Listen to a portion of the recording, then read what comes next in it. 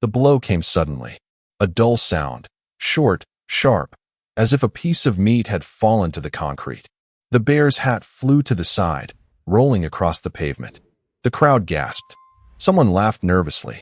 Someone was already holding a phone, capturing the moment that was to receive millions of views. But something was wrong.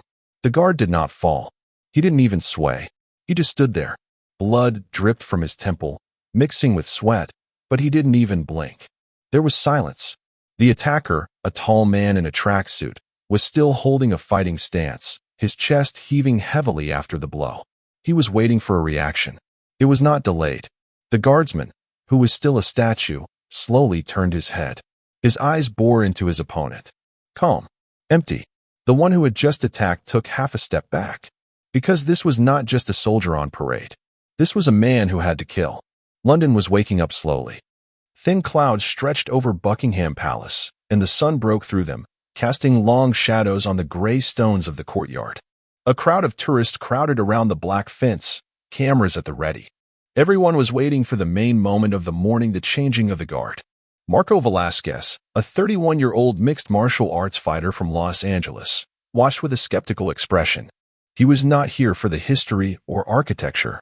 He was interested in something else. Is this serious? He snorted, looking around at the motionless guards in bear hats. He was standing in a circle of friends, the same burly, tattooed, confident guys who were used to dominating any space. This is what they call elite security, one of them, Enrique, quipped, picking up his phone.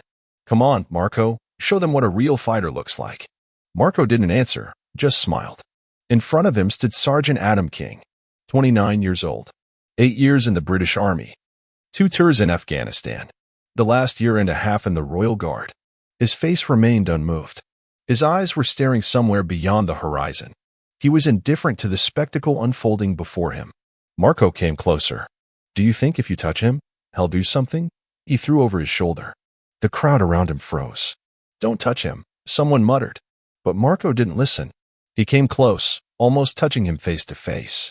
Are you even a living person? There was no reaction. Marco was used to seeing fear. People always tensed up in his presence. His reputation, his posture, all of it worked flawlessly. But this man stood like a statue.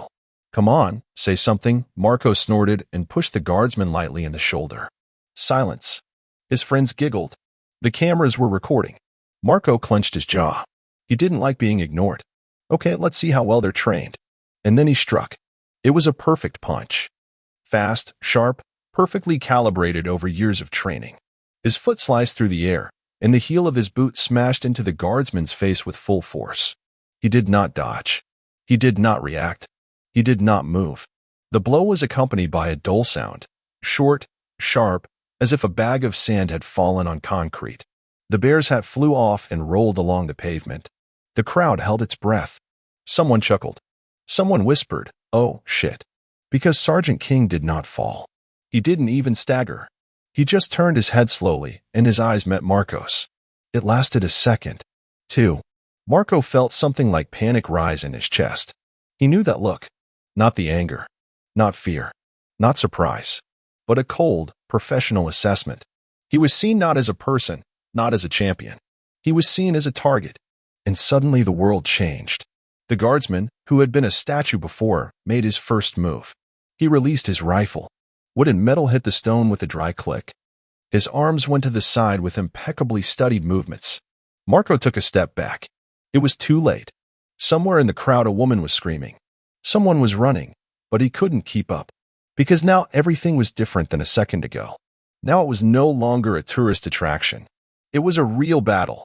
And Marco Velasquez had just run into a man who knew what real war was. People froze.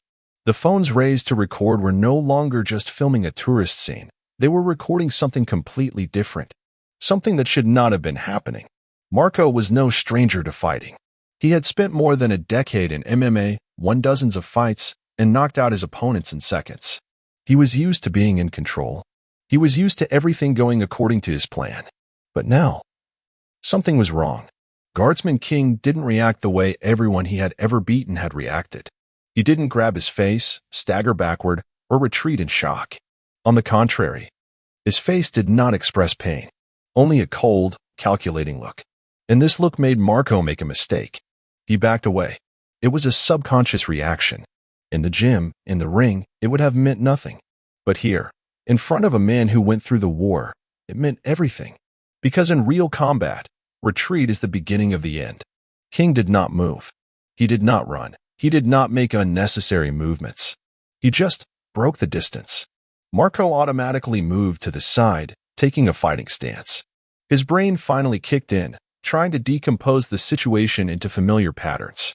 But there were no patterns. King was not an athlete. He didn't play by the rules. He moved quickly, economically, without a single extra effort. His right hand went forward and Marco instinctively raised his block, expecting a blow to the head. But it was just a trap. The real attack came from the left. An elbow. Short, hard, designed to go straight to the temple. Marco didn't have time to move his head away completely. He only ducked slightly, so the blow didn't knock him out instantly. But he felt the world shake. It wasn't like the punches he had received in the ring. It was not a light stuffing or a show of strength. It was something completely different. It was aimed at destruction. Marco staggered but kept his balance. He tried to counterattack, throwing a short hook to the body. There was nothing. King was no longer standing there. Marco turned away sharply, but again too late. A leg kick. A straight low kick to the knee. A sharp pain shot up his leg. Not a fracture, but enough to block movement. Marco felt fear for the first time in a long time, and he realized that he was in real danger. The guard did not even breathe heavily. His movements were cold, mechanical, and deliberate. He was not having fun. He was not showing off his strength. He was just doing his job. A woman in the crowd screamed, "Stop it. This is just a joke." King did not respond. Marco rushed forward in a last-ditch effort to take control of the situation. He lunged, sharply shortened the distance, and tried to intercept his opponent with his hands. His fingers were almost touching King, and suddenly, the guardsman disappeared. Marco didn't even realize what had happened. 1 second, he saw a cold face in front of him. The next, the sky. And then, a hard blow to his back on the pavement. He didn't even have time to scream. Only now did his brain catch up with reality. King had dropped him, and he did it so fast that no one even had time to react. Marco tried to breathe in, but there was no air coming in. The blow had knocked it out of his lungs. He desperately gasped for air, fighting the pain in his back.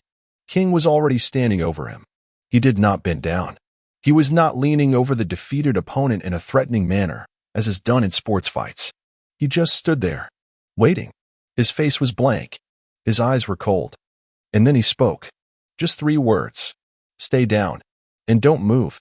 His voice was flat, devoid of emotion. It was not an order. It was a reality that Marco could not argue with. The crowd around them finally came to their senses. Someone was shouting. Someone was filming. Someone was looking away. But no one was laughing anymore, because they were no longer seeing a show. They saw a professional who had just reminded everyone that martial arts and war are not the same thing. And Marco Velasquez, the MMA champion, had just realized this firsthand. Marco heard a buzzing in his ears. Everything around him was blurry. People screaming, footsteps, the crackle of phone cameras. The world seemed to be in slow motion. I'm lying down, on my back, in front of hundreds of people. Trying to breathe in caused a sharp pain in my chest. It was not severe, but enough to remind him that he had just lost. And not just lost. He was destroyed. King's face flashed before his eyes for a moment. A cold look, no emotion. No smug expression, no arrogance, no hint of triumph. As if this fight meant nothing to him. As if it was not a fight at all. Marco tried to move. His instincts were screaming, "Get up. Defend. Counterattack." But he couldn't. His body had not yet regained control after the hard landing. "I have to say something. To fix the situation." But before he could open his mouth, the crowd parted. Someone in a dark suit was moving toward the scene with a quick, confident stride. The police? No. Someone else. Marco squinted his eyes. An officer. Not a police officer, a military officer. A man in his 50s, with short-cropped graying hair and a face that said one thing: "You've got the wrong guy." Several tourists stepped aside, giving him room to pass. King did not move. He stood up straight, hands behind his back, as if nothing had happened, except for the blood on his temple. "What's going on here?" The officer's voice was low and calm, but you could feel the steel in it. Silence. Marco forced himself to look up. He had to say something, but the officer did not pay attention to him. He was looking directly at King. "Sergeant, report." Marco noticed King clench his jaw briefly.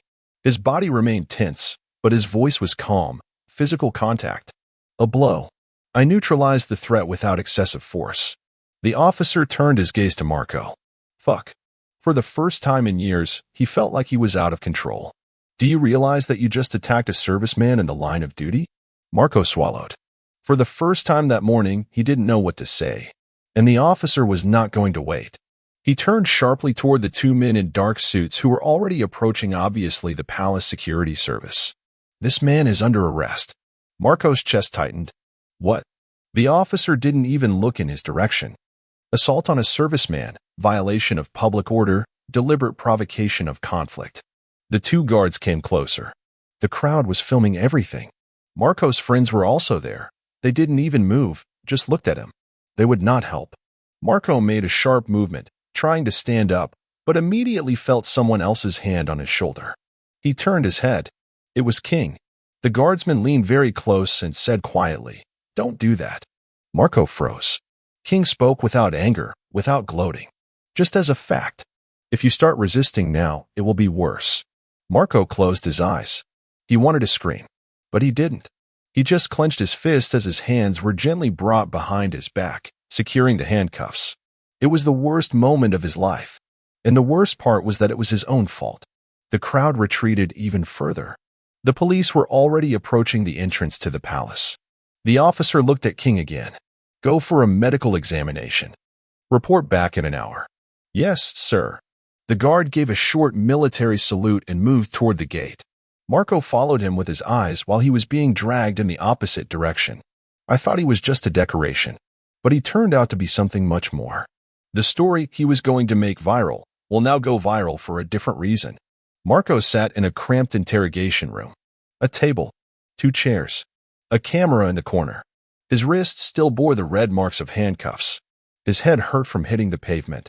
His phone was taken away immediately after his arrest. He had been waiting for 3 hours. I blew it. His career is in jeopardy.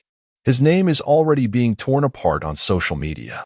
His reputation was crushed in one blow. The door has opened. The same officer who had given the orders in the square came inside and sat down silently across from him. Marco looked at him and gritted his teeth. "Well, what now?" he grumbled. The officer intertwined his fingers, studying him.